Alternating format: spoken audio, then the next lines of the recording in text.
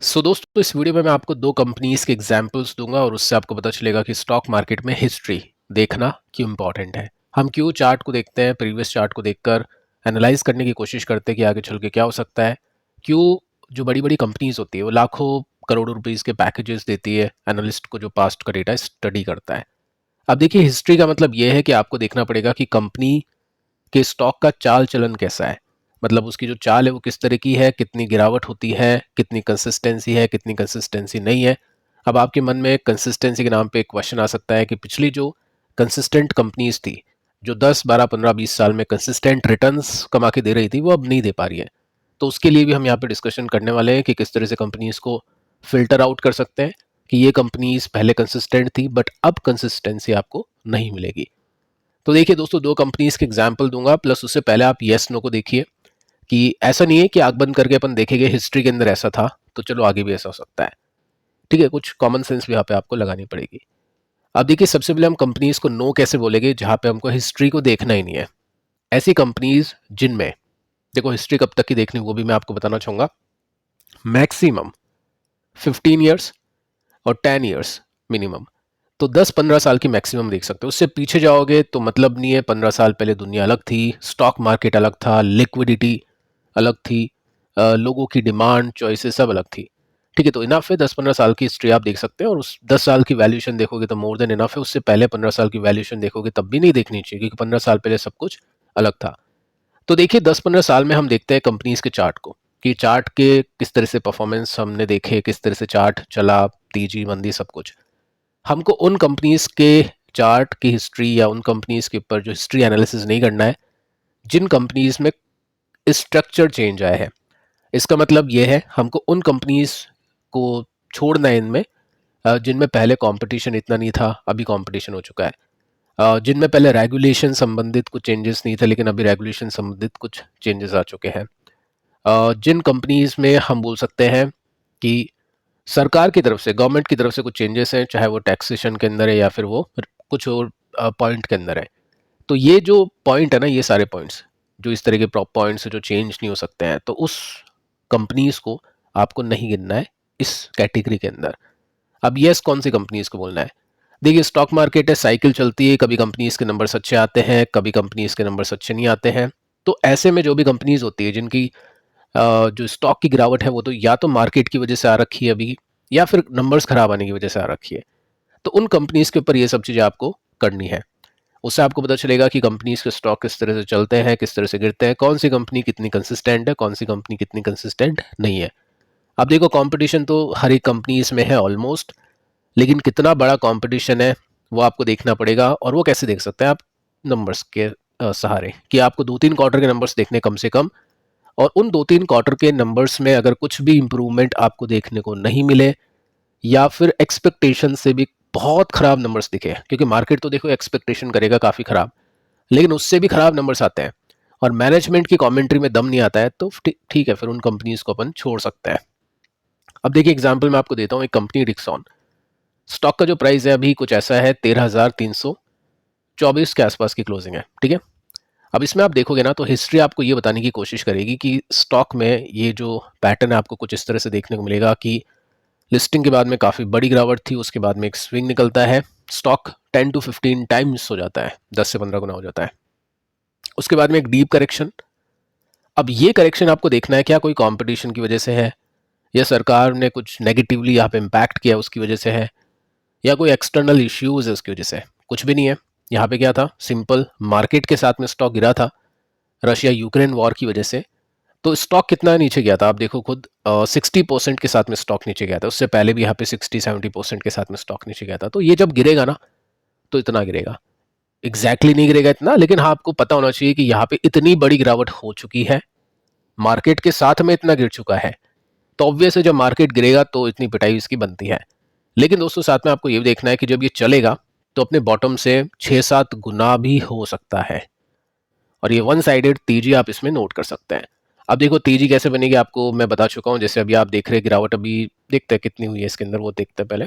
बाकी ये आपको देख के पता चलेगा कि अभी देखो पैटर्न कैसा है। पैटर्न को भी आप एनालाइज कर सकते हैं जिससे आपको थोड़ा सा और पता चलेगा। अभी जो गिरावट बनी है अपने टॉप से, ठीक है, उससे उससे पहले जो ये यहाँ पे गिरावट बनी है 60%, वो अपन देख पा रहे हैं यहाँ पे। तो स्टॉक में क्या था, लोअर लोज बनते हैं, ये देखो, किसी को लगा चलो यहाँ पे रुकेगा तो और गिरावट हो गई, अब किसी को लगा यहाँ पे रुकेगा तो और बड़ी गिरावट हो गई, ठीक है। तो कोई मेजर ब्रेकडाउन सॉरी ब्रेकआउट यहाँ पे देखने को नहीं मिला। इट मीन्स स्टॉक कितना भी गिर सकता है। फिर यहाँ पे पता चलता है कि चलो यहाँ पे बॉटम आउट हो रहा है, इससे नीचे नहीं गया, जो अपन देखने की कोशिश करते हैं, ठीक है। उसके बाद में क्या हुआ, स्टॉक ने रिवर्सल दिया। अभी जो गिरावट आप देखोगे ना, तो वो भी कुछ इसी तरह से है, 3% अभी ओनली स्टॉक नीचे है, इट मीन्स और भी गिर सकता है। और इसमें भी आप देखोगे तो आपको पता चलेगा कि लोअर लोज और लोअर हाईज के साथ में स्टॉक अभी नीचे आ रहा है। तो पोटेंशियल तो काफ़ी नीचे है इसका, 50% भी और मोर देन 50% भी नीचे आ सकता है अगर मार्केट का सपोर्ट यहाँ पे नहीं मिला तो ये आपको सीखना है। और ऐसी जो भी कंपनीज होती है ना, उसमें रिवर्सल्स वगैरह सब कुछ देखने चाहिए। आप देख सकते हैं किस तरह का पैटर्न भी बना हुआ है, लोअर लोज के साथ में स्टॉक अभी नीचे आ रहा है। अब देखो पहले कैसे हुआ था स्टॉक में रिवर्सल, ये जो हम बोल सकते हैं टॉप है, रेसिस्टेंस है, इससे अपन ने एक रेसिस्टेंस की लाइन ड्रॉ करी और उसके बाद में स्टॉक ने यहाँ पे ब्रेकआउट कर दिया अच्छे वॉल्यूम के साथ में।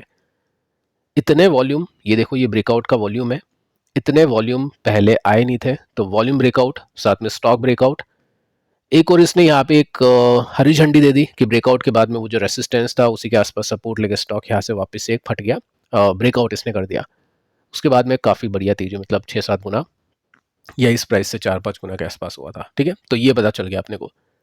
अभी कैसे पता चलेगा, अभी पैटर्न आपके सामने है और इसके अंदर आप नोट करोगे तो जब तक ये इसको, पहले तो अभी ये पैटर्न बन चुका है, पहले तो इसको क्रॉस करवाएगा, इसको फिर इसको क्रॉस करवाएगा, तब जाके अपन एक रिवर्सल मानेंगे। और अभी पता नहीं है कि यहाँ से स्टॉक थोड़ा सा और नीचे जाए या किस तरह से परफॉर्म करे, क्योंकि पैटर्न अभी डाउन ट्रेंड के हिसाब से बना हुआ है और वैल्यूएशन भी इसकी काफ़ी महंगी है, उस समय भी काफ़ी महंगी थी।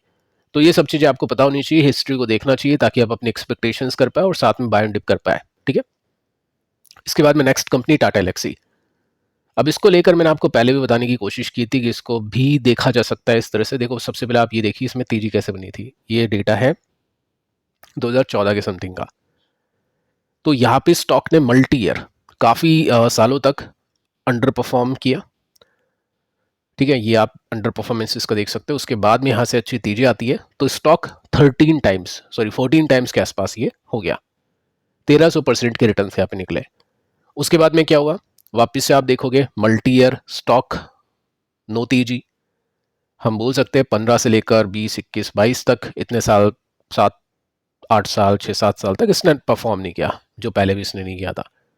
उसके बाद में तेजी आती है तो 13 गुना थी, यहाँ पे 14-15 गुना तेजी आ गई। अभी क्या सिचुएशन है, अभी भी दोस्तों वही सिचुएशन है। कितना टाइम हो चुका है इसको, 23 से, ये 22 से हम बोल सकते हैं परफॉर्म नहीं कर पा रहे, 23, 24, 25, तो अभी कितने साल हो चुके हैं, और भी कुछ साल अगर ये परफॉर्म नहीं करे, एक दो साल, तो ठीक है, हो सकता है ऐसा कुछ। तो उसके बाद में जब तेजी आएगी तो बड़ी तेजी आएगी। तो ये सब चाल चलन होते हैं स्टॉक्स के कि किस तरह से उसका बिजनेस होता है, बिजनेस कब किस तरह से पीक पे पहुंचता है, कैसी साइकिल रिपीट होती है। तो ये हम पास्ट में देख सकते हैं एनालाइज करके। अब डिक्सॉन और इसमें कोई रेगुलेशन से संबंधित चेंजेस नहीं है, टैक्सेशन से संबंधित चेंजेस नहीं है, कॉम्पिटिशन से संबंधित कुछ चेंजेस नहीं है कि कोई ह्यूज कॉम्पिटिटर आ चुका है। तो जैसा सिचुएशन पहले थी वैसी सिचुएशन अभी है। तो ऐसे अपन हिस्ट्री देख सकते हैं। बाकी किसी कंपनी में कुछ चेंजेस आ चुके हैं उसमें आपको नहीं देखनी, उसमें फिर आप गलत जाओगे। सो वो चीज़ है। अब देखते हैं गिरावटें कैसी हुई है। तो यहाँ पे आप देखोगे तो तकरीबन 60% के साथ में क्रैश। ये गिरावट आप देखोगे तो ये 60% के साथ में क्रैश। अभी आप देखोगे ना तो 51% के साथ में क्रैश हुआ। इट मीन्स 10% का गैप अभी और है इसमें। बाकी होगा नहीं होगा पता नहीं है, लेकिन चांसेस है। और आईटी की वैल्यूएशन आपको बताइए तो मे बी हो सकता है 60% यहाँ से नीचे आए। तो ये सभी चीज़ें हमको देखकर ब्रेक लेना चाहिए, थोड़ा सा वेट एंड वॉच करना चाहिए। और ये सब चीज़ें आपको दिखती रहती है चार्ट के अंदर, जब तक कोई मेजर रिवर्सल्स यहाँ पे देखने को नहीं मिलेगा जब तक मतलब नहीं है। और अभी ये सपोर्ट बना हुआ था बट ये भी टूट गया क्योंकि मार्केट ही अभी अच्छा नहीं कर रहा है, तो ऑब्वियसली ये भी नीचे चला गया। तो अब बायर यहाँ पे नहीं देखेगा, वो सोचेगा 5,000 भी आ सकता है इजीली। मार्केट अभी सपोर्टिव नहीं है, थोड़ा सा नेस्टेक नीचे आता है, 5,000 इजीली मिलेगा। और जो ट्रेडर लोग हैं वो कोशिश करेगी कि चलो रिवर्सल होगा तभी हम इसको देखेंगे, नहीं तो कुछ साल तक हो सकता है पैसे यहाँ पे अटके रहे। इन्वेस्टर अपनी क्वांटिटी बढ़ाएगा, ठीक है। तो वो सब चीज़ें देखनी है। 50% पर इन्वेस्टर ने ले लिया, जैसे किसी के पास में नहीं है, किसी को इन्वेस्ट करना है तो अच्छा भाव ये भी, उसके बाद में और खरीदेगा। अब काफ़ी लोग सोचेंगे अभी क्यों खरीदूं जब 5,000 पे गिरेगा। देखिए दोस्तों क्या होता है, होल्डिंग नहीं बढ़ पाएगी कभी भी। कोई इंसान एक साथ अगर उसको 100 स्टॉक लेने होंगे तो वो 5,000 पे 100 खरीदेगा ही नहीं, वो क्या करेगा, अभी लेगा 30, उसके बाद में 20 लेगा, तब जाके उसके पास में होल्डिंग बढ़ेगी। एक साथ बाय नहीं कर सकते हैं, और जब तक होल्डिंग नहीं बढ़ेगी जब तक मज़ा नहीं आएगा। स्टॉक जैसे होल्डिंग ज़्यादा होगी तो डबल ट्रिपल में भी मज़ा आ जाएगा, होल्डिंग कम होगी तो 4-5 गुना में भी आपको नहीं दिखेगा प्रॉफिट। तो होल्डिंग्स ऐसे ही बढ़ती है। स्टॉक को गिरते हुए लेते हैं, थोड़ा सा और गिरेगा तो और खरीदते हैं। वो अभी अच्छा नहीं लगेगा कि पता नहीं क्या हो रहा है, जैसे खरीदता हूँ लॉसेज हो रहा है, लेकिन आगे चल के जब मार्केट चलेगा तो एक अच्छा आपके पास में वॉल्यूम होगा, होल्डिंग होगी, क्वांटिटी होगी ना, तब जाके मजा आएगा आपको। ठीक है, तो ये सब चीज़ें हैं। अब इसमें काफ़ी लोग ये सोचते हैं कि क्या करें, हम सिप करें। देखो सिप करो तो म्यूचुअल फंड में फिर भी चलो ठीक है, बाकी मुझे उसमें भी ठीक नहीं लगता, उसमें भी आपको बाय एंड डिपी करनी चाहिए। बाकी मैं इसके फेवर में हूँ, क्योंकि जब अपने को पता है, अपन ने चार्ट देख लिया, हिस्ट्री देख ली कि कंपनीज के स्टॉक नीचे आते हैं, तो क्यों हम ऑल टाइम हाई या फिर ऊपर से 5% के डिस्काउंट पे, 10% के डिस्काउंट पे ले। एटलीस्ट 20% साफ हो जाए उसके बाद में शुरू करेंगे। ठीक है, तो वो बाय एंड डिप होता है, तो मेरे हिसाब से ये चीज़ सही होती है करने के लिए। और बाकी अगर आप ये करते हैं तो फिर आपके पास में शॉर्ट टर्म के लिए नहीं होना चाहिए जगह। ये सब ट्रेडिंग के अलग फंडे होते हैं, उसके लिए ब्रेकआउट्स जब तक नहीं मिलते जब तक नहीं करते। तो ये काम करने के बाद में आपको होल्ड करना होता है लॉन्ग टर्म के लिए, तब जाके आपके पैसे बनेंगे अच्छे खासे। ठीक है, तब जाके ये जो परसेंटेज हमने देखे 1,000, 600%, तब जाके रिटर्न्स निकलते हैं। तब तक पेशेंस के साथ में कंपनीज के स्टॉक को होल्ड रखना होता है, और वही पैसे लगाते हैं जो छोड़ सके। ये मान लो 8 साल की एफडी करवा दी, ठीक है, गिरने के बाद में जो स्टॉक्स हो गए उसमें डिविडेंड भी अच्छा मिलता है और तेजी भी अच्छी आती है जब मार्केट चलता है। तो ये स्ट्रैटेजी होती है। हिस्ट्री को देखकर आप देखिए, कंपनीज में एनालिसिस करिए अपना, और आपको पता चलेगा कि काफ़ी सारी कंपनीज है जो आपको चार्ट बता देगी उन कंपनीज के कि आगे क्या हो सकता है, क्या पॉसिबिलिटीज़ बनती है। बाकी दोस्तों पिछले वीडियोस को भी आप देख लेना, हो सकता है ये वीडियोस आपको यूट्यूब पर देखने को ना मिले, तो आप अपनी यूट्यूब सेटिंग में जाके लोकेशन जो इंडिया है उसको चेंज करके कोई और कंट्री कर सकते हैं। ठीक है, पाकिस्तान को छोड़ देना। और बाकी व्हाट्सएप चैनल को आप फॉलो कर सकते हैं, जिसका लिंक मैं आपको दे चुका हूँ डिस्क्रिप्शन में, कमेंट सेक्शन में। और व्हाट्सएप चैनल से जैसे ही आपको नोटिफिकेशन मिलेगा, लिंक पे क्लिक करके आप देख सकते हैं वीडियोस को बिना किसी प्रॉब्लम के। तो फिलहाल दोस्तों इस वीडियो में इतना ही, मिलता है अगले वीडियो में, तब तक के लिए बाय बाय।